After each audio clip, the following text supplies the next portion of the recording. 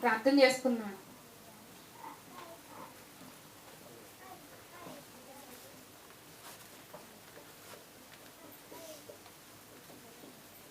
పిల్లలందరూ కళ్ళు మూసుకోవాలి. ప్రార్థన చేసేటప్పుడు కూర్చోవాలి. ప్రియ పరలోకమందున మా తండ్రి, మేమందరం ఇక్కడికి నీ యొక్క జ్ఞానాన్ని నేర్చుకోవడానికి వచ్చాను ఆయన. వచ్చిన వారం ఏదో ఆచారంగా కాకుండా నీ ఎడల భయభక్తులతో మేము భూమి మీద బ్రతకాలని నీ మాటలు నేర్చుకోవడానికి ఇక్కడికి వచ్చాను నాయన. భక్తి అంటే ఏంటో తెలుసుకున్నాం తండ్రి. అదేవిధంగా పాతాళం ఉందని తెలిసినా కూడా మరి ఒకసారి మాకు జ్ఞాపకం చేశావు నాయన. ఆ లోకాన్ని మేము తప్పించుకోవాలి తండ్రి. ఆ పాతాళ లోకంలో ఉన్న వేదనకరమైన స్థలాన్ని మేము తప్పించుకోవాలంటే ఇక్కడ వినబడుతున్న మాటలను విని విడిచిపెట్టేవారంగా కాకుండా వాటిని మా బ్రతుకు జీవితంలో ఉపయోగించుకుని వాటి ప్రకారం బ్రతికే భాగ్యం మా అందరికీ దయచేయమని, నువ్వు ఉన్న మహాలోకానికి వచ్చేవారుగా మేము ఉండటానికి నీ కృప ఎల్లవెల్లా మాకు సహాయం చేయమని, అపవాది మమ్మల్ని బయటికి వెళ్తే తన ఉచ్చులోకి లాక్కుంటుంది తండ్రి. దాంట్లో మేము పడకుండా ఉండటానికి మా వంతుగా మేము ప్రయత్నం చేస్తూ ఉంటాం నాయన. అయినా సరే నీ సహాయం లేనిది అది మా వల్ల కాదు తండ్రి. ఆ అపవాది ఉచ్చులో పడకుండా మమ్మల్ని కాపాడమని, ఆ నిత్యరాజ్యానికి రావడానికి మమ్మల్ని నడిపించమని క్రీస్తు వారి నామంలో ఈ ప్రార్థన నీకు సమర్పించుకుంటున్నాను పరమ తండ్రి. ఆమేన్. అండి అందరికీ వందనాలండి. మనమందరం కూడా దేవుని పిల్లలం. అలానే క్రీస్తును అంగీకరించి బాప్తిస్మం తీసుకొని క్రైస్తవులుగా పిలువబడుతున్న వాళ్ళం. క్రైస్తవులం అంటే క్రీస్తుని ధరించుకున్నాం, క్రీస్తుని పొందుకున్నాం. ఏమంటే ప్రతిరోజు ఇంటి దగ్గర ఉన్నట్లు మనం లేమండి. ప్రతిరోజు ఇంటి దగ్గర ఉన్నట్లు మనం లేము. చక్కగా నీట్గా స్నానం చేసి కొంచెం రోజు కట్టుకునే బట్టలు కాకుండా కొంచెం మంచి బట్టలు ధరించుకొని ఇక్కడికి వచ్చాం. అంటే ఏంటి? ఒక ప్రత్యేకతను కనబరచాం. ఎందుకని? మేము ఆరాధనకు వెళ్తున్నాం. మా భక్తిని కనబరుచుకోవడానికి మేము వెళ్తున్నాం. మరి మారు మనసు పొంది క్రీస్తును అంగీకరించిన రోజు ఏ విధంగా అయితే ఉన్నామో ఈ రోజు కూడా అలానే ఉన్నామా మనం? పాతాళం పాట నేను ఎన్నోసార్లు విన్నానండి. ఆ పాతాళం 3 లోకాలు, పరలోకం, భూలోకం, పాతాళ లోకం. మా సత్యాక రోజు నేను వాయిస్తూ ఉండే మాటలు. పాతాళంలో మళ్ళీ 3 చోట్లు ఉంటాయి. ఏమేమి ఉంటాయి?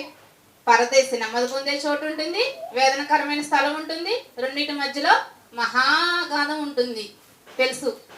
కానీ దేవుడు ఈరోజు మనకు ఒక వార్నింగ్ ఇచ్చాడు. ఏంటి?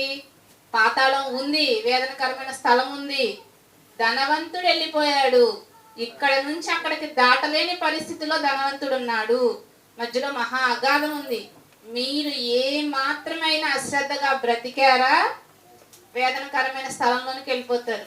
ఏమీ లేని స్థితిలో ఉన్న లాజరు దరిద్రుడు చక్కగా నెమ్మది పొందే స్థలంలో విశ్వాసులకు తండ్రి అయిన అబ్రహాము రొమ్మును ఆనుకొని ప్రశాంతంగా ఉన్నాడు. యేసుక్రీస్తు వారి 2వ రాకడలో ఆ ధనవంతుడున్న చోట్ల ఉన్న వాళ్ళందరినీ ఆ మహా అగాధం మధ్యలో ఉన్న మహా అగాధంలో కట్టిక చీకటి బిలం, అగ్ని ఆరదు, పురుగు చావదు, యుగ యుగములు కాలిపోవాలండి. అలాంటి పరిస్థితి. మనకు ఒక వార్నింగ్ ఇచ్చాడు దేవుడు. మనం తప్పిపోతున్నామేమోనని మనం తెలుసుకోవాలి. ఎందుకు చెప్తున్నానండి? చర్చికి వెళ్తే దేవుడి మాటలు చెప్తారు. సర్వేశ్వర గారే కదా చెప్పింది, కృష్ణానే కదా చెప్పింది, కోటేశ్వరే కదా చెప్పింది కాదు. దేవుడే తన పిల్లలతో తన మాటలు చెప్పిస్తున్నాడు అనే భయం మనకు ఉండాలండి. దేవుడు ఎన్నో రకాలుగా ఎన్నో విధాలుగా తన పిల్లలను తన దగ్గరికి తీసుకోవాలని చూస్తాడు. సక్రమైన క్రమంలో మంచిగా దేవుని చెప్పిన మాటలు మంచిగా విని వస్తే చక్కని మార్గంలో నడిపిస్తారు. కానీ వినలేదనుకోండి, బోధ ద్వారా వినని వారిని బాధల ద్వారా కూడా దేవుడు తన దగ్గరకు తెప్పించుకుంటాడు. బాధలు కలుగ చేసి కూడా తన దగ్గరకు దేవుడు తీసుకొచ్చుకుంటాడండి. కానీ బాధల ద్వారా వచ్చిన వాళ్ళు మాత్రం దేవుణ్ణి మరీ ఎక్కువగా హత్తుకుంటారండి. ఎందుకని? పరిస్థితి తెలుసు వాళ్ళకి. అంత బాధలో మనం చనిపోతే, ఈరోజు చనిపోయే పరిస్థితి ఎలా ఉందండి? పూర్వకాలంలో ఎక్కడో ఒక్కళ్ళు అరుదుగా చనిపోయేవాళ్ళు, తక్కువ వయసులో. ఎక్కువ మంది ముసలి వయసు వచ్చాకే చనిపోయేవాళ్ళండి. కానీ ఈరోజు చావు ఎలా ఉంది? రాత్రి పడుకున్నారు, తెల్లారి చనిపోయారు. మన అడ్రోడ్ దగ్గర ఒక మాస్టర్ గారు అంటండి, గవర్నమెంట్ ఎంప్లాయీ. ఆయన యొక్క పిల్లవాడు 10th క్లాస్ అంటే పాటులో చనిపోయాడంటండి. ఎంత జాగ్రత్తగా ఉండాలండి మనం. మన పరిస్థితి ఏంటి? ఏ రోజు ఏమవుతుందో తెలియని పరిస్థితిలో ఉన్నాం. ఆ నరకాన్ని తప్పించుకోవాలంటే బ్రతికున్న ఈ రోజే పరిశుద్ధంగా జీవించాలి, పాపానికి దూరంగా జీవించాలండి. దేవుడు బోధ చేస్తూ ఉన్నాడు. ఆ రోజు మనం కయ్యను సందర్భంలో చెప్పుకున్నాం. కయ్యను, నువ్వు సత్క్రియ చేస్తే పాపము నీ ఇంట పొంచి ఉండదు అని చెప్పాడు. పాపానికి నీ మీద వాంఛ కలుగుతుంది, నువ్వు జాగ్రత్తగా ఉండు అని చెప్పినా సరే తన తమ్ముడిని చంపేశాడు, పాపం చేశాడు. మనం కూడా దేవుడు ఎన్నో హెచ్చరికలు చేస్తున్నాడు. ఇప్పుడు కృష్ణ చెప్పాడు భక్తి గురించి, మనందరికీ తెలుసు భక్తి గురించి, మళ్ళీ వివరణించాడు. అంటే ఏంటి? మీరు భక్తిలో తప్పిపోతున్నారు, మీ భక్తిని జాగ్రత్తగా చూసుకోండి అని దేవుడు చెప్తున్నాడండి. కనువిప్పు మనకు కలుగ చేస్తున్నారు. మనం జాగ్రత్తగా బ్రతకాలి. దాన ధర్మాలు అంటే ఒక ఆవును దానం చేయ అవసరం లేదు, అదేవిధంగా వస్త్రాలు దానం చేయక్కర్లేదు. లేని వారికి, మనకు ఎక్కువగా ఉన్న వాటిని లేని వారికి ఇవ్వడం చాలు. ఇచ్చే మనసు హృదయపూర్వకంగా ఉండాలి. మనకున్నవి ఇవ్వలేదని వాళ్ళు అనుకుంటారేమో అని చెప్పి ఉన్న దాంట్లో కొంచెం అలా కాకుండా మనకి ఇవ్వాలి అనిపించినప్పుడు ఇచ్చేయాలి. ఇవ్వలేదు అనిపించలేదు అనుకోండి, ఇవ్వాలని అనిపించలేదు అనుకోండి, మనం ఇవ్వనవసరం లేదు. కానీ దేవుడు మాత్రం ఇలా అవసరతలో ఉన్న వారిని ఆదుకోండి అని చెప్తున్నారు. కాబట్టి మనం జాగ్రత్త పడాలి. దేవుని దగ్గరకు మనం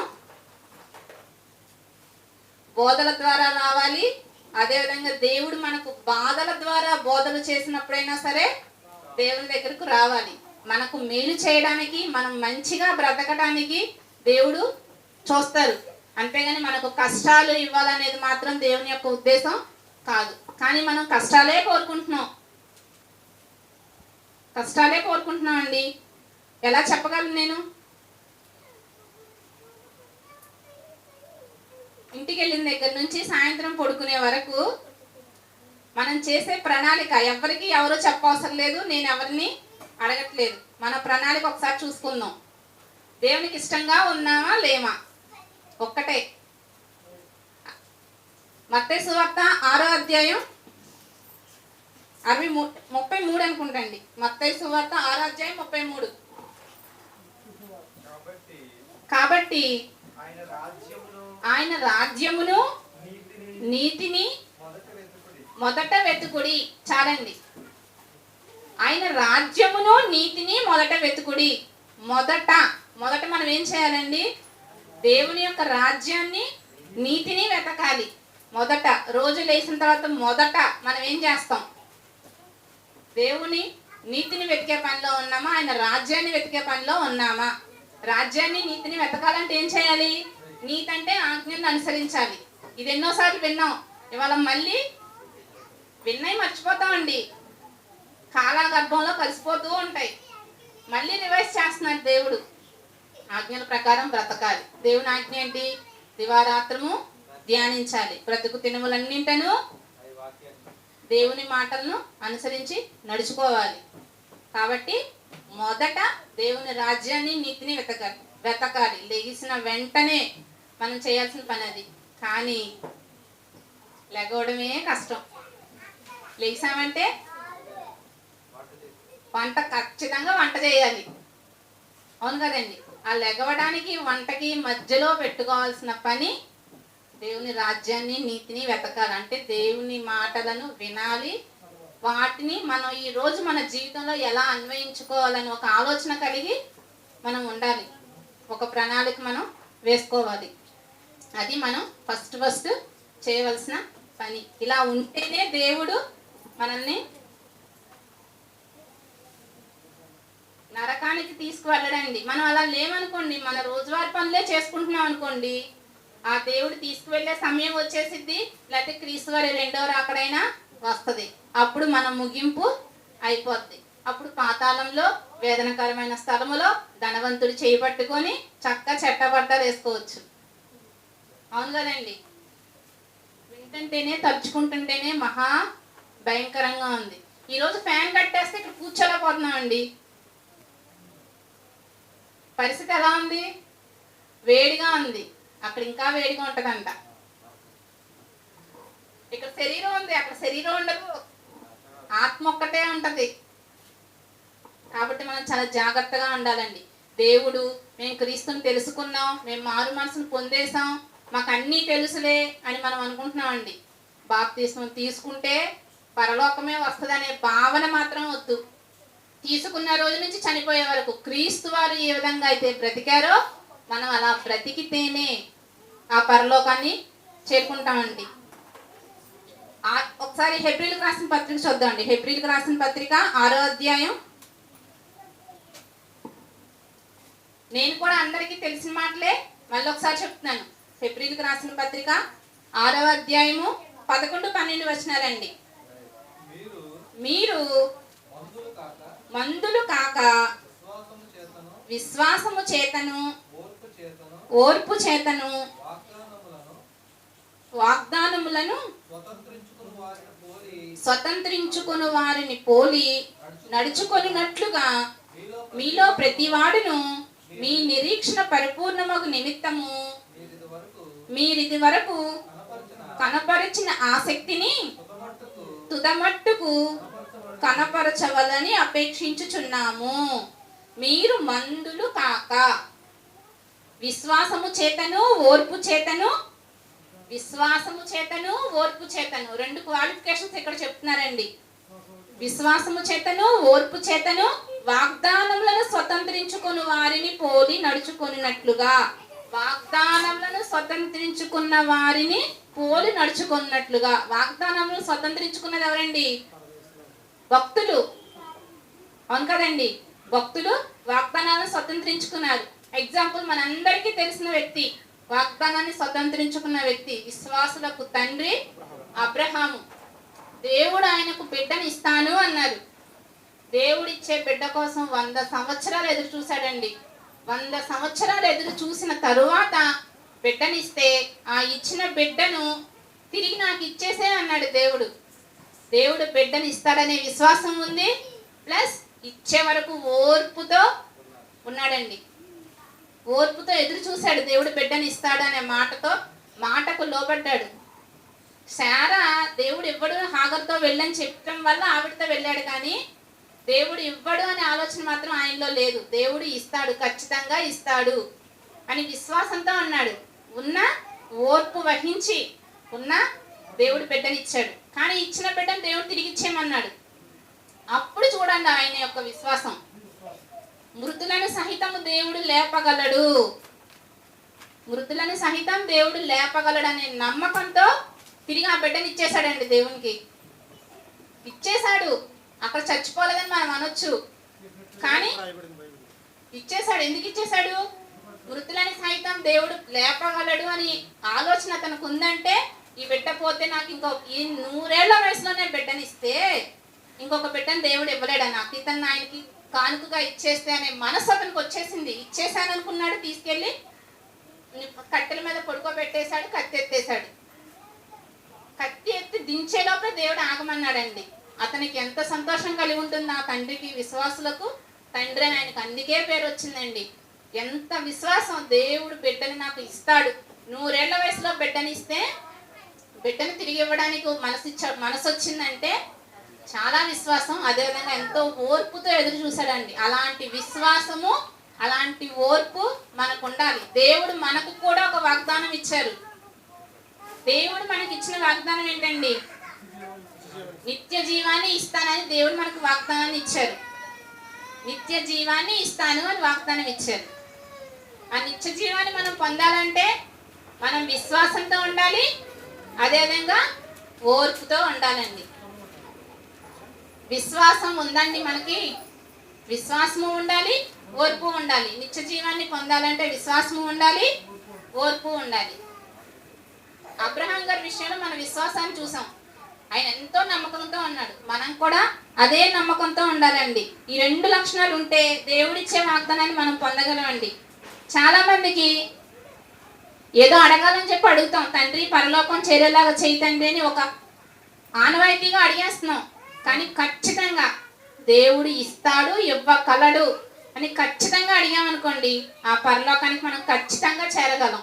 మరి ఆ పరలోకాన్ని మనం చేరుకోవాలంటే మనకు ఎంతో ఓర్పు ఉండాలండి. మనం ఇప్పుడు ఒక ప్రయాణం చేయాలి. ప్రయాణం చేయాలంటే ఎవ్వరికీ ఓర్పు ఉండదండి. అదేంటి అలా అంటారు? ఎంతో మంది ప్రయాణాలు చేయడానికి ఎన్ని ఇబ్బందులు పడినా వెళ్తారు అని అంటారు. వెళ్తారు. ఎలా వెళ్తారు? ఫస్ట్ ఆప్షను బండి మీద వెళ్ళాలి. ఎండైనా వానైనా కష్టమైనా ఏం చేస్తారు?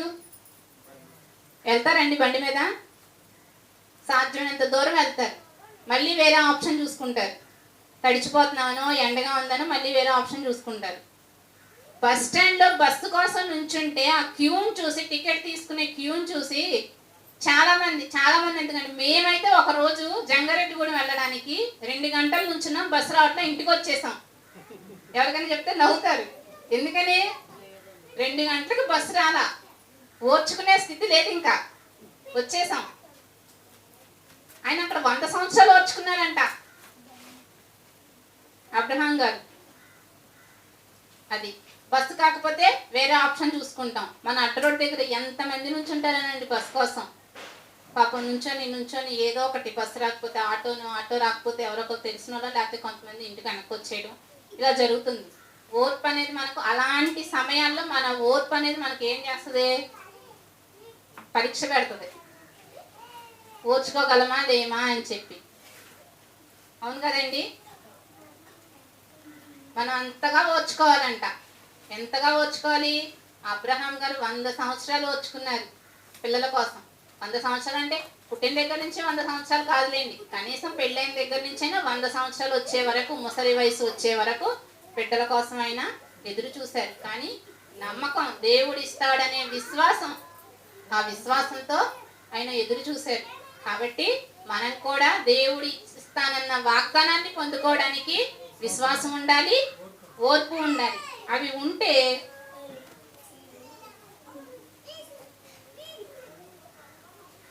స్వతంత్రించుకొని వారిని పోలి నడుచుకొనినట్లుగా మీలో ప్రతి వాడును మీ నిరీక్షణ పరిపూర్ణమగు నిమిత్తము. మన నిరీక్షణ పరిపూర్ణం అవ్వాలంటే మనం చనిపోవాలి, లేకపోతే క్రీస్తు వారి రెండవ రాకడ రావాలి. అప్పటి వరకు మీరిది వరకు కనపరచిన ఆసక్తిని, బాప్తిస్మం తీసుకున్న ఫస్ట్లో, వాక్యం తెలిసిన ఫస్ట్లో ఉన్న ఆసక్తి మనలో చాలా వరకు తగ్గిపోయిందండి. నేను ఖచ్చితంగా చెప్పగలను. అప్పుడున్న ఆసక్తి కానీ, వాక్యంలో అయితే ఎదుగుతున్నాం, వాక్యం అయితే ఎక్కువగా నేర్చుకుంటున్నాం, వాక్యం అయితే తెలుస్తుంది.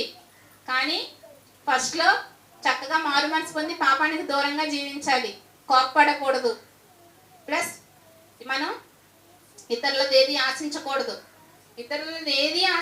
అని ఎన్నోసార్లు చెప్పుకున్నామండి. ఇతరులది ఏది ఆశించకూడదు అంటే వాళ్ళు కట్టుకున్నట్టుగా ఇల్లు కట్టుకోవాలని ఆలోచన ఉంది మనకి, వాళ్ళు ధరించుకునే బట్టలు ధరించుకోవాలని ఆలోచన ఉంది. వాళ్ళ ఇంట్లో ఉన్న, నా సిచ్యువేషన్ చెప్తున్నా, వాళ్ళ ఇంట్లో ఉన్న మొక్కలు మా ఇంట్లో ఉండాలి, వాళ్ళ ఇంట్లో ఉన్న మొక్కలు మా ఇంట్లో ఉండాలి. నేను కట్టుకున్న చీర లాంటి చీర ఎవరూ కట్టుకోకూడదు. వాళ్ళు కట్టుకున్నారంటే వాళ్ళు ఎక్కడ కొన్నారో కనుక్కొని దానికి మించిన చీర కొనుక్కోవాలి. ఇలాంటివి ఎన్నో ఉన్నాయండి. పొరుగు వారిది ఏది ఆశించకూడదంటే మనం దేవునికి తగినట్లుగా మనం ఉండాలి, కానీ లోకానికి తగినట్లుగా కాదు. లోకంలో ఉన్న మాలిన్యాన్ని మనం అంటించుకోకూడదు. అలా అంటించుకోకుండా ఉంటేనే మనం భక్తిపరులం. మీరు ఇదివరకు కనపరిచిన ఆసక్తిని తుదమట్టుకు కనపరచవలనని అపేక్షించుచున్నాము. మనం సంపూర్ణులు అవ్వాలి అంటే ఖచ్చితంగా ఫస్ట్లో ఏ విధంగా ఆసక్తి ఉందో దేవునిలో, అదే ఆసక్తి అదే విధంగా మనం చనిపోయే వరకు కూడా దేవునిలో కనపరచాలంటండి. మనం కొన్ని రోజులు గడిచేసరికి ఇంకా ఎంతకాలం భరిస్తావులే అని అనుకుంటాం. మనందరికీ తెలిసిన ఎగ్జాంపులే ఒకటి. ఒక ఇంజనీరు ఎన్నో బిల్డింగ్లు చాలా చక్కగా కట్టాడు. లాస్ట్ బిల్డింగ్ ఇది ఒక్కటే, రిటైర్ అయిపోతున్నావు, ఈ ఒక్క బిల్డింగ్ కట్టి రిటైర్ అయిపో అని చెప్తే, ఇన్ని కట్టాను కదా మంచిగా, ఇంక ఇది ఒక్కటి నా వల్ల కాదు, నేను చేయలేను అనుకొని చాలా అశ్రద్ధగా ఆ బిల్డింగ్ని కట్టడం జరిగింది. అయితే అతనికి ఆ పని ఇచ్చిన వ్యక్తి ఏం చేశాడు? ఈ బిల్డింగ్ నీకే గిఫ్ట్గా ఇస్తున్నాను, తీసుకో అన్నాడు. ఏంటి పరిస్థితి? అన్ని సంవత్సరాలు పనిచేసి లాస్ట్లో ఒక్క పనిని అశ్రద్ధ చేస్తే అతని పరిస్థితి ఏమైందండి? అతను చేసిన తప్పే అతనికి వచ్చింది. కాబట్టి మనం చనిపోయే వరకు కూడా ఫస్ట్ నుంచి ఉన్న విశ్వాసం, ఓర్పు మనకు ఉండాలి. దాన్ని మనం కనపరుస్తూనే ఉండాలి. ఏ విధంగా అయితే ఆసక్తిగా ఉన్నామో, దేవుని గురించి తెలిసిన మొదటి రోజుల్లో ఏ విధంగా అయితే ఆసక్తిగా ఉన్నామో, చివరి రోజుల వరకు దేవుని విషయంలో అదే ఆసక్తిని మనం కనపరచాలి. అలా కనపరిస్తేనే మనం పరలోకం చేరగలమండి. దేవుడు మనకి ఇస్తానన్నది ఏంటంటే నిత్య జీవాన్ని ఇస్తానన్నాడు. ఆ రోజు అబ్రహాముకి ఇసుక రేణువులను, సముద్రపు ఇసుక రేణువుల వలె, ఆకాశపు నక్షత్రముల వలె నీ సంతానాన్ని నీకు కలుగ చేస్తాను అంటే, నాకు 100 సంవత్సరాలు వచ్చిందయ్యా, నాకు బిడ్డ లేదయ్యా అంటే, 100 సంవత్సరాలు వచ్చిన తరువాత బిడ్డ పుట్టే నాటికి 100వ సంవత్సరం ఆయనకు. కాబట్టి ఎంతో ఓర్పుతో, ఎంతో విశ్వాసంతో దేవుడు ఇస్తానన్నాడని ఎదురు చూశాడండి. అలాంటి అబ్రహాముని తండ్రిగా కలిగి ఉన్న మనం కూడా అదే విశ్వాసాన్ని, అదే ఓర్పును కలిగి మనం ఉండాలండి. ఇంకొక వ్యక్తిని చూద్దాం. ఈ వాగ్దానాన్ని స్వతంత్రించుకోపోయిన వ్యక్తి ఇంకొక అతను.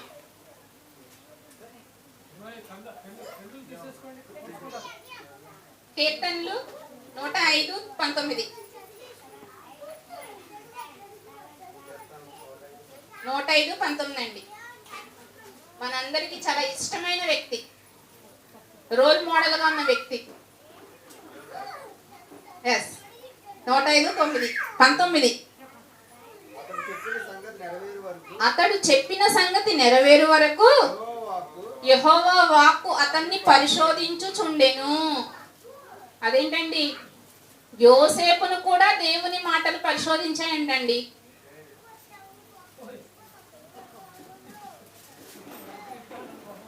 సత్యం తీసుకురండి. యోసేపును కూడా దేవుని మాటలు పరిశోధించాయంటండి. యోసేపుకు దేవుడు ఏం వాగ్దానం ఇచ్చాడండి? యోసేపు తన తండ్రికి ఇష్టమైన కుమారుడు, విచిత్రమైన వస్త్రధారణ అతనికి, తన యొక్క చివరి వయసులో పుట్టిన ముద్దుల కొడుకు, ఇష్టమైన భార్యకు లేక పుట్టిన మొదటి కుమారుడు, తన తల్లి కోసం 14 సంవత్సరాలు వనవాసం చేశాడు యాకోబు, రాహేలు కోసం. అవును కదండి, 14 సంవత్సరాలు ఆమె కోసం తన మామగారింటి దగ్గర చాకిరీ చేసి ఆమెను పెళ్లి చేసుకుంటే తనకు పిల్లలు లేకుండా ఉన్న పరిస్థితి. ఎప్పటికో కొన్ని రోజుల తర్వాత మొదటి కుమారుడిగా పుట్టాడు యోసేపు. అతడు రూపవంతుడు, చాలా సౌందర్యవంతుడు, చాలా చక్కని వాడు. అలాంటి యోసేపును ఆ తండ్రి చాలా చక్కగా అల్లారు ముద్దుగా పెంచుకున్నాడండి. తనకున్న మిగిలిన కుమారులందరికంటే, తనకు అంతకు ముందు ఒక 10 మంది కుమారులు ఉన్నారు, 10 మంది తర్వాత 8 మంది, వాళ్ళందరికంటే కూడా ఇతనికి విచిత్రమైన వస్త్రధారణ ఇచ్చాడు. అయితే ఒక రోజు ఇతన్ని తన సహోదరులందరూ ఎలా ఉన్నారో చూసామని పంపిస్తే, ఆ సహోదరుల దగ్గరికి వెళ్ళినప్పుడు వాళ్ళు యోసేపును చూసి కలల భావం చెప్పేవాడు వచ్చాడురా ఇక్కడికి అని అంటారు. అంటే యోసేపు గారికి దేవుడు కలలు కలుగ చేయడం, ఆ కళల యొక్క భావాలను చెప్పే పరిస్థితి ఇవ్వడం అనేది జరిగింది. ఆ రోజు కృష్ణ చెప్పారు, యోసేపు పని నుంచుంటే మిగిలిన పనులన్నీ సాష్టాంగపడి, సూర్యచంద్రులు కూడా రెండోసారి ఆయనకి నమస్కరించినట్టుగా మనం చూసాం. అంటే ఏంటి? యోసేపును దేవుడు హెచ్చించాడు అనేది ఆ కళ యొక్క భావం. తన సహోదరులు కానివ్వండి, తన తండ్రి కానివ్వండి, ప్రతి ఒక్కరు కూడా ఆయనకి లోబడినట్లుగా ఆ కళలో చెప్పడం అనేది జరిగింది. ఇలాంటి పరిస్థితిలో యోసేపును తన సహోదరులు ఏం చేశారంటే, ఈ కళ్ళ భావం చెప్పేవాడు వచ్చాడురా, వీడిని మనం చంపేద్దాం అని అనుకున్నారు. అందులో ఒక అన్నయ్య, ఒక సహోదరుడేమో చంపొద్దు, గుంటలో పడేద్దాం అనుకున్నారు.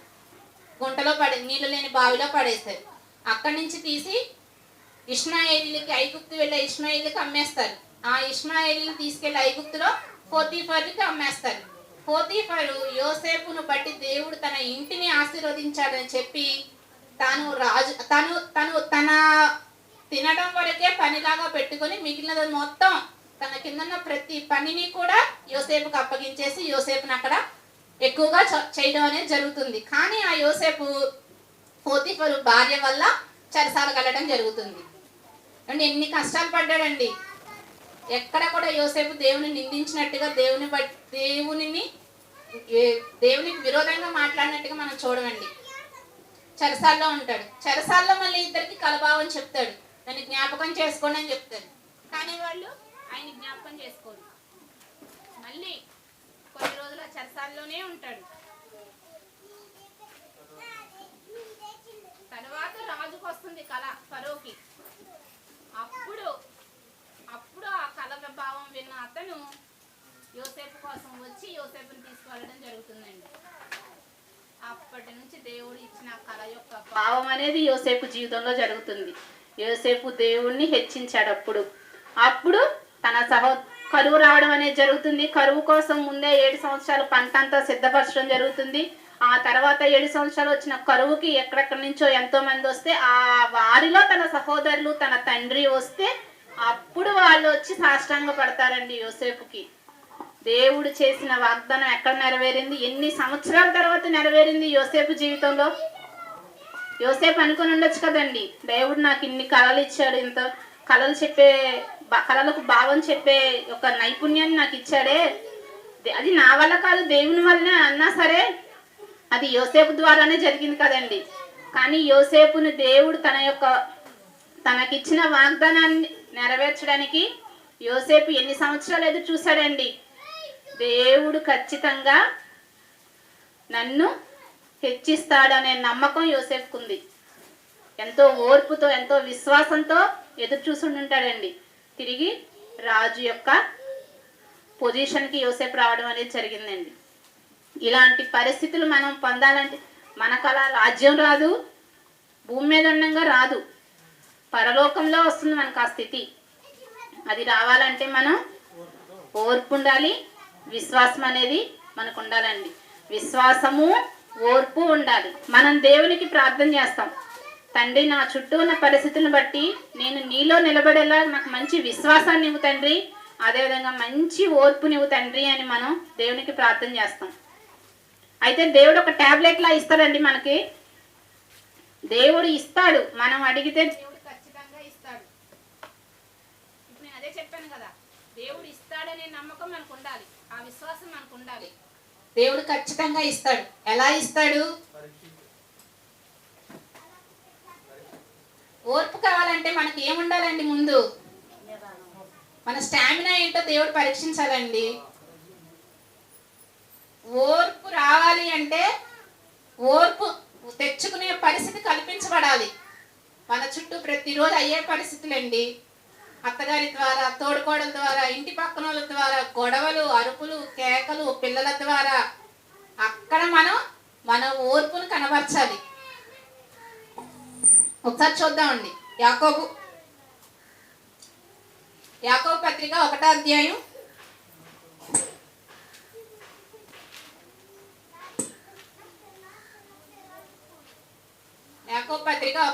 1, 2, 3, 4 వచనాలు. దేవుని యొక్కయు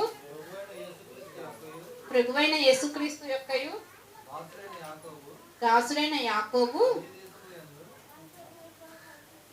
2వ వచనం చూడండి.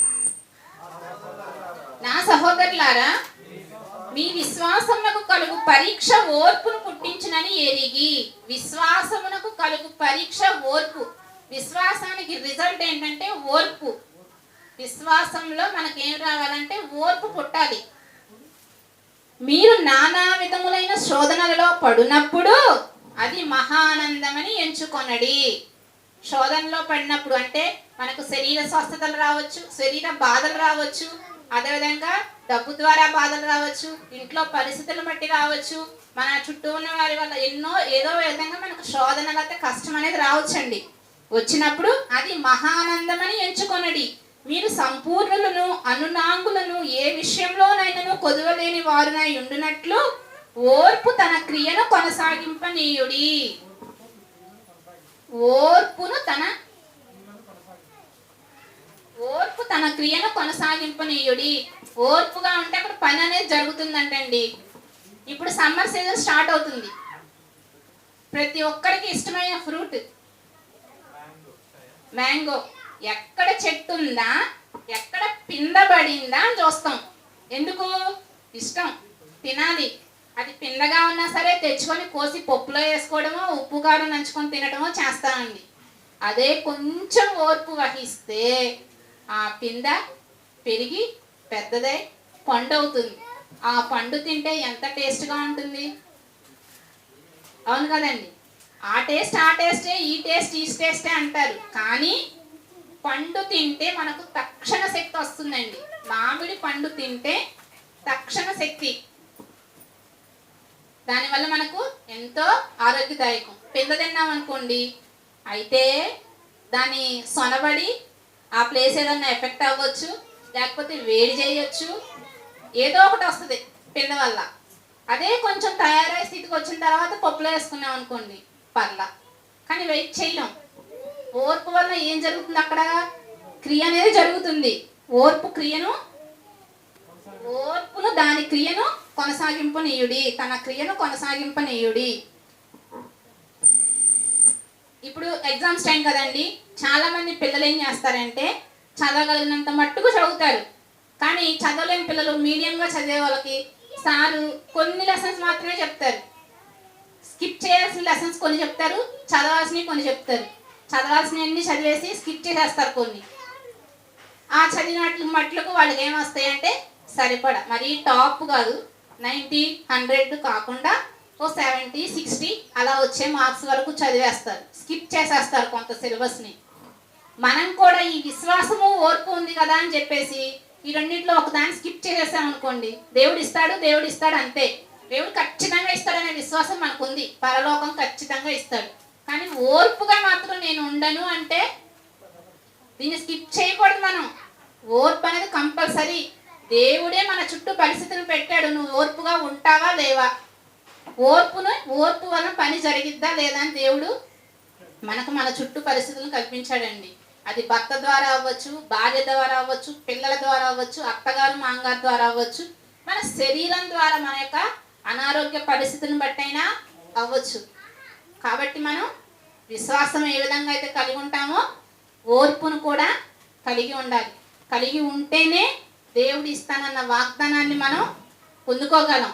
సంపూర్ణంగా మనం ఉండాలంటే మొదట ఉన్న ఆసక్తి, విశ్వాసం విషయంలో కానీ ఓర్పు విషయంలో కానీ ఫస్ట్ నుంచి ఏ విధంగా అయితే దేవుని గురించి తెలుసుకున్నట్టు ఉన్న ఆసక్తే చనిపోయే వరకు కూడా మనకు ఉండాలండి. వెళ్ళాలి కాబట్టి వెళ్తున్నాం, దేవుని సన్నిధికి అని వచ్చేస్తే కాదండి, హృదయపూర్వకముగా రావాలి. హృదయపూర్వకంగానే మనం చనిపోయే వరకు ప్రవర్తించాలండి. ఇది మనకు దేవుడిచ్చిన నియమం. ఇలా మనం దేవునిలో ఎదుగుతూ ఉంటే దేవుడు మనల్ని హెచ్చిస్తాడండి. ఎలా హెచ్చిస్తాడు? యేసుక్రీస్తు వారు దీనత్వం కలిగి ఉన్నారు. భూమి మీద మహాలోకాన్ని, పరలోకాన్ని కాదనుకొని ఈ లోకానికి వచ్చారండి ఆయన. అంతటి మహాలోకాన్ని, ఆ లోకంలో ఉన్న సింహాసనాన్ని వదులుకొని భూమి మీదకి వచ్చారు. తన రిక్తునిగా తన శరీరాన్ని అర్పించేసుకున్నాడండి. ఎంతో బాధపడ్డాడు, ఎన్నో వేదనలు అనుభవించాడు. కానీ ఆయన దీన మనసు కలిగి జీవించాడండి. వీరేం చేస్తున్నారో మీకు తెలియదు తండ్రి అన్నాడు. తిరిగి మాట అనేది ఆయన అనలేదు వారిని. అలాంటి మనసు మనకు ఉండాలి. మనం అలాంటి మనసు కలిగి మనం జీవిస్తేనే పరలోకం చేద్దామండి. దేవుని గురించి తెలుసుకున్న మనం, చిన్నపిల్లవాడి గురించి తెలుసు కదండి, 5 రొట్టెలు 2 చేపలు.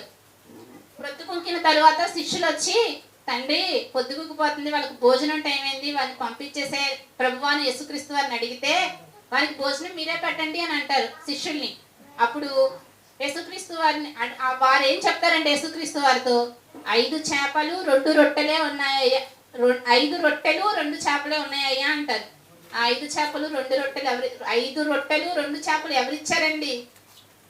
చిన్న పిల్లవాడు యేసుక్రీస్తు వారు చెప్తున్న మాటలు వినడానికి అక్కడికి వచ్చాడు. అతను తల్లి అతనికి ఆకలేస్తుందేమోనని ఇంటి దగ్గర పెట్టి పంపించిన ఆహారం అది.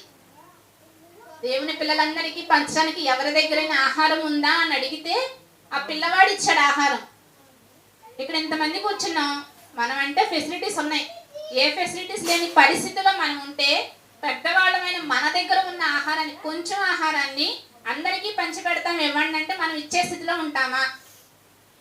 మనల్ని మనం పరీక్షించుకోవాలి. కానీ ఆ చిన్న పిల్లవాడు విశ్వాసం, ఈయన అందరికీ పెడతానన్నాడు, ఖచ్చితంగా ఇస్తాడనే విశ్వాసం ఆ పిల్లవాడిలో ఉందండి. విశ్వాసం ఉంది కాబట్టి అందరికీ పెట్టే వరకు పిల్లవాడు చూశాడు. అందరికీ 5,000 మంది పురుషులు ఉన్నారంట, స్త్రీలు పిల్లలు అంతమందికి పెట్టారు. 12 గంపలు మిగిలినాయంట అందరికీ పెట్టంగా. దానికి విత్తనం ఎవరండి? ఆ 5 రొట్టెలు 2 చేపలు ఇవ్వడానికి విత్తనం ఆ పిల్లవాడిలో యేసుక్రీస్తు వారు వేసిన మాట పిల్లవాడిలో నాటబడింది. అది అంత ప్రతిఫలం ఇచ్చిందండి. మనం కూడా వింటున్నాం దేవుని మాటలు, మనలో ఫలిస్తుందంటారా? ఇచ్చే స్థితిలో మనం చాలా తక్కువగా ఉన్నామండి. మీరు చూస్తున్నారా మేము ఇవ్వడం అని అనొచ్చు. మనం ఎవరికో ఏమో ఇవ్వవసరం లేదు.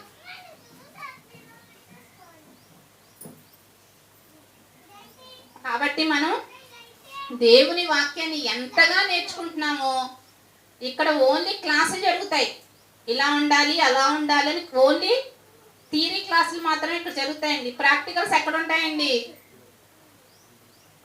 బయటికి వెళ్ళిన తర్వాత ఉంటాయి. అక్కడ చూపించాలి మన ప్రాక్టికల్స్. అక్కడ చూపిస్తేనే మనం దేవుల్లో ఎలా ఉన్నాం, శభాషుగా ఉన్నామా లేమా. కొర్నేలి గురించి అంత గొప్పగా చెప్పాడు కృష్ణ. మనం కూడా దేవునికి నచ్చిన వారంగా ఉండాలి. ఇంత వింటున్నామండి, పరలోకం వస్తుందని తెలుసు మనకి. చాలా గొప్ప గొప్పగా వారికే దేవుని గురించి తెలియదు. దేవుడు యేసుక్రీస్తు అంటే ఇది ఒక విదేశీ మతం, విదేశీ యొక్క బోధ అని అనుకుంటున్నారు. కానీ ఇది మనం భూమి మీదకి రావడానికి కారణమైనది అనే విషయాన్ని ఎవ్వరూ తెలుసుకోవట్లేదండి. భూమి మీదకి రావడానికి కారణం ఈ బోధే. ఈ బోధ ద్వారానే మనకు తెలిసింది. అవును కదండి? మనం ఎక్కడి నుంచి వచ్చాం, ఎలా బ్రతకాలి, బ్రతికిన తర్వాత చనిపోయాక ఎక్కడికి వెళ్తాం అనే విషయాలు మనకు ఈ క్రీస్తు వారి బోధ ద్వారా, క్రీస్తు వారి మాటల ద్వారానే వచ్చిందండి. కాబట్టి మనం యేసుక్రీస్తు వారిని తెలుసుకున్న మనం మారు మనసు పొంది తెలుసుకున్నాం. ఆయన గురించి తెలుసుకున్న తర్వాత మారు మనసు పొంది బాప్తిస్మం తీసుకున్నాం. కానీ బాప్తిస్మం తీసుకున్న నాటి నుంచి కూడా మనం యేసుక్రీస్తు వారి లాగానే బ్రతుకుతున్నామా, బ్రతకట్లేదా అనే విషయాన్ని మనం చూసుకోవాలండి. ఆ చిన్న పిల్లవాడుకున్న మనసు, విన్న వాక్యం అతనిలో ఎలా వెత్తబడిందో. 12 గంపలతో ఎత్తుకున్నారు కదండి. ఇచ్చిన పిల్లవాడికి కూడా బాక్స్లో పెట్టి పంపించుంటారు ఇంటికి. తిన్నావు కదా, తీసుకెళ్ళి మీ అమ్మ చూపించాయా అని. లేకపోతే ఆ పిల్లోడే అడిగి తీసుకెళ్ళి ఉండొచ్చు, అమ్మాయి కొన్ని ఇచ్చారే. ఇదే ఆ రోజు అక్కడ అందరికి, ఇంతమందికి ఆ ప్రభు వారు ఆహారాన్ని ఇచ్చారు. దీని నుండే ఇంకో నీకు కూడా తెచ్చానని చెప్పుండొచ్చు. కాబట్టి ఏదైనా అద్భుతం జరగాలి అంటే మార్పు వచ్చిన మన నుంచే జరుగుతుంది అద్భుతం. మనలో మార్పు కలిగితే, ఆ పిల్లవాళ్ళలో వచ్చిన మార్పుకే అక్కడ అంత అద్భుతం జరిగిందండి. అవును కదా? మనలో కూడా మార్పు జరిగితే అద్భుతాలకు మనమే ప్రారంభం అవ్వచ్చు. ప్రతి ఒక్కరికి స్వతంత్రంగా దేవుడు చేసిన అద్భుతాలు ఎన్నో ఉంటాయి, దేవుడిచ్చిన ఆశీర్వాదాలు ఎన్నో ఉంటాయి. కాబట్టి మనం యేసుక్రీస్తు వారిని విడిచిపెట్టకూడదు. ఆయన గురించి తెలియని వారికి తెలియచెప్పేవారిగా ఉండాలి. మనం మాత్రం ఖచ్చితంగా విశ్వాసాన్ని, ఓర్పును ఆసక్తిగా చివరి వరకు విడిచిపెట్టని వారంగా మనం అందరం ఉండాలండి. నా మాటలు ముగిస్తున్నాను, ప్రార్థన చేసుకుందాం. ప్రియా పరలోకమందున మా తండ్రి, నీవిచ్చిన జ్ఞానాన్ని బట్టి నీ పిల్లలకు నీ యొక్క మాటలు తెలిపాను నాయన. ఈ మాటల ద్వారా నేను మారాలి, అదేవిధంగా నా చుట్టూ ఉన్నవారు కూడా మారే విధంగా ప్రవర్తించాలి నాయన. అట్టి విధంగా ఉండటానికి నీ కృప సహాయం దయచేయి తండ్రి. మా పిల్లలకు నీ మాటలను నేర్పించే వరంగా మేము ఉండాలి తండ్రి. వాటిని నేర్పిస్తూ వారిని కూడా మాతో పాటు ఉన్న మహాలోకానికి తీసుకువెళ్ళే భాగ్యం దయచేయి తండ్రి. మాకు తెలిసిన వారు ఎంతోమంది ఉన్నారు నాయన, నీ గురించి తెలుసుకునే వారు. వారికి కూడా మేము చెప్పడానికి సందేహిస్తున్నాం నాయన. అలాంటి సందేహాలను తీసివేయమని అడుగుతున్నాం తండ్రి. క్రీస్తు వారి 2వ రాకడ వరకు ఎదురు చూసే బిడ్డలుగా ఉన్నా సరే, లేకపోతే మా మరణం వరకైనా సరే, నీ కోసం నువ్వు ఉన్న మహాలోకానికి చేరేవారంగా ఉండటానికి నీ కృప సహాయం మాకు దయచేయమని యేసుక్రీస్తు వారి నామంలో ఈ ప్రార్థనకి సమర్పించుకుంటున్నాను పరమ తండ్రి. ఆమేన్.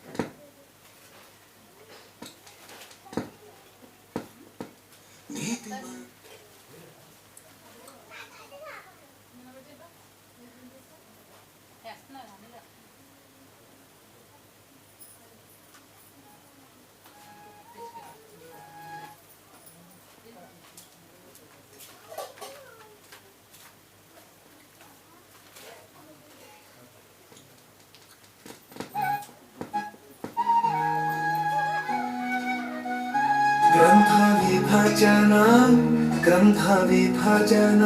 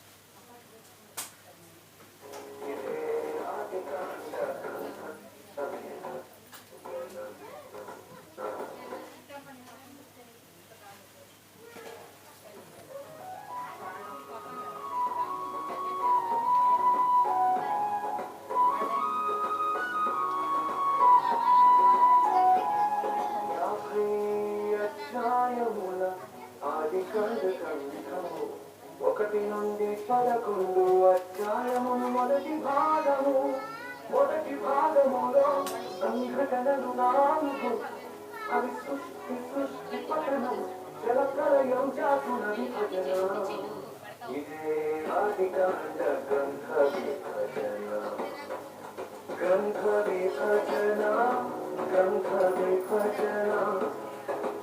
ఆదికాండ గ్రంథ విభజన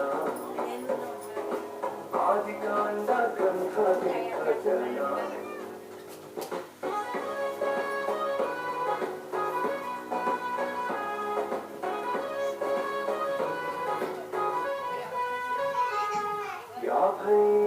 అధ్యాయముల ఆదికాండ గ్రంథము 12 నుండి 50 అధ్యాయాలు రెండవ భాగంలో ఎత్తులు నలుగురు వారు అబ్రహాము ఇస్సాకు యాకోబు యోసేపులు ఇదే ఆదికాండ గ్రంథ విభజన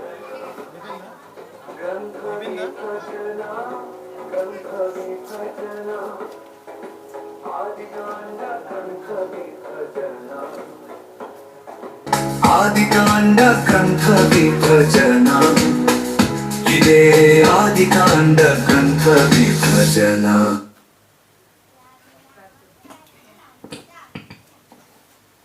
సాయంకాలం సొలొమోను గారి కొన్ని 10 సంవత్సరాల జీవిత కాలాన్ని 28 నిమిషాల్లో చూపించడం జరుగుతుంది. అద్భుతమైన వీడియో అండి. సాయంకాలం ఎవరు కూడా మిస్ అవ్వద్దు. అలాగే యోబు గారు తెలుసు కదా మీకు, 42 అధ్యాయాలు ఉంటుంది. 15 నిమిషాల్లో యోబు ఎంతమంది పిల్లలు, ఎన్ని వడ్డీలు ఉన్నాయి, అతని ఫ్రెండ్స్ వచ్చి ఏం మాట్లాడారు, దేవుడు వచ్చి ఏం మాట్లాడారు, సంక్షిప్తంగా 15 నిమిషాల వీడియో మీరు క్రితం ఆదివారం చూసారు వీడియోలు. ఇంకంతకన్నా అద్భుతంగా ఉండే వీడియోలు 45 నిమిషాలు, 7 గంటల నుంచి 7 గంటల 45 నిమిషాల వరకు వీడియోలు వస్తాయి. కోటేశ్వర పాఠం చెప్పింది, నేను పాఠం చెప్తాను. సాయంకాలం చెప్పబోయే పాఠం వినని వాళ్ళు చాలా మిస్ అయిపోతారండి. మీ సమస్యలు, బాధలు, కష్టాలు ఆ మెసేజ్ ఉంటే ఉండవండి. ఇక అంత అద్భుతమైన మెసేజ్ ఎవరు కూడా సాయంకాలం మిస్ అవుతుంది. ప్రార్థన చేసి ముగించుకుందాం. ప్రియ పరలోకమందున మా తండ్రి, ఈ ఉదయకాల సమయంలో నీ ఎందుకు భయభక్తి కలిగి నీ యొక్క జ్ఞానగ్రంథం నుంచి కొన్ని మాటలు నేర్చుకొని సదుద్దేశంతో ఇక్కడికి వచ్చాను తండ్రి. చెప్పబడుతున్న మాటలు, వినబడిన మాటల్లో మా జీవితంలో లోటుపాట్లు కనబడుతున్నాయి తండ్రి. వాటిని ఇక్కడున్న మేమందరం కూడా సరి చేసుకుని ఉన్న పరలోక రాజ్యాన్ని చిరభాగ్యం దయచేయమని క్రీస్తునామని ప్రార్థన అడిగి వేడుకుంటున్నా పరమ తండ్రి. ఆమేన్. తండ్రి అయిన దేవుని దయ, కుమారుడైన యేసుక్రీస్తు వారి కృప, పరిశుద్ధాత్మ దేవుని అన్యైన సహవాసం సదాకాలం మనందరికీ తోడేయండి నడిపించును గాక. ఆమేన్.